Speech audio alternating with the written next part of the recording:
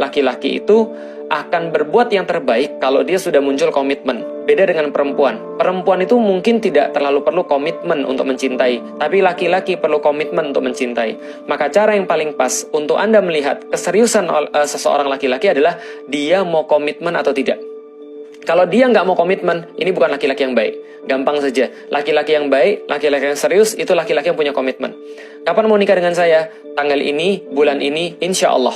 Kalau semua sesuai dengan apa yang kita sudah rencanakan, insya Allah di bulan ini, insya Allah di tanggal ini, engkau menjadi milik saya sah insya Allah. Saya ambil daripada bapakmu dengan cara yang sah. Tapi ketika ditanyakan, kapan kita menikah? Ya nanti lihat aja dulu. Yang penting kita jalanin aja dulu. Enggak, ini laki-laki nggak punya komitmen. Dan sampai kapanpun, dan sudah dibuktikan dengan penelitian, laki-laki yang tidak punya komitmen tidak akan bisa develop perasaannya dari komitmen itu kepada rasa cinta yang hakiki. Itu yang membedakan. Maka ada orang yang nanya pada saya, Ustaz, kenapa pacaran tuh nggak boleh misalnya? Ya jelas sekali, pacaran tuh bukan komitmen. Pacaran tuh nggak ada komitmen sama sekali. Bisa jadi hari ini nyambung, bisa jadi besok putus. Dan itu bisa jadi seenak-enaknya dari salah satu pihak daripada keduanya. Saya bahasakan kayak orang pergi ke satu tempat, lantas dia mampir ke rest area. Mampir ke rest area, numpang makan, numpang ke toilet, lalu kemudian dia bisa pergi kapanpun yang dia suka. Karena itu nggak ada komitmen di situ. Nah, pertanyaannya, perempuan mau nggak jadi rest areanya? Mau serius atau mau main-main? Kalau mau serius itu adalah nikah. Kalau mau main-main ya pacaran. Nah, yang cewek-cewek mau diseriusin atau mau dimainin? Nah, karena kalau serius itu pasti ada komitmen. Nah, kalau ada komitmen, itu baru laki-laki bisa develop cinta. Contoh lagi misalnya, orang pacaran itu nggak ada komitmen, nggak ada keseriusan. Maka kalau seandainya orang-orang yang dulunya pacaran, lantas ketika dia menikah, dia lalu selingkuh, ya itu wajar-wajar saja. Kenapa? Karena selingkuh dan pacaran nggak ada bedanya.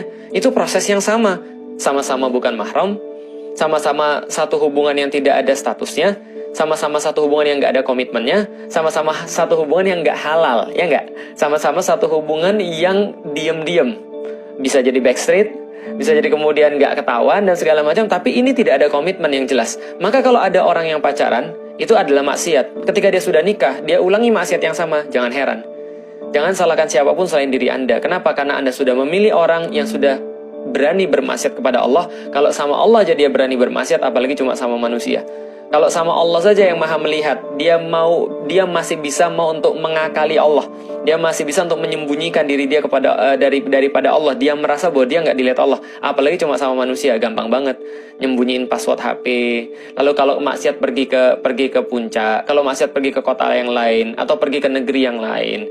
Kalau seandainya dia mau maksiat, dia punya cara-cara tertentu. Laki-laki punya banyak cara untuk bisa maksiat, dan Anda nggak akan bisa ngawasin dia 100%. Maka tinggalkan pengawasan itu pada Allah.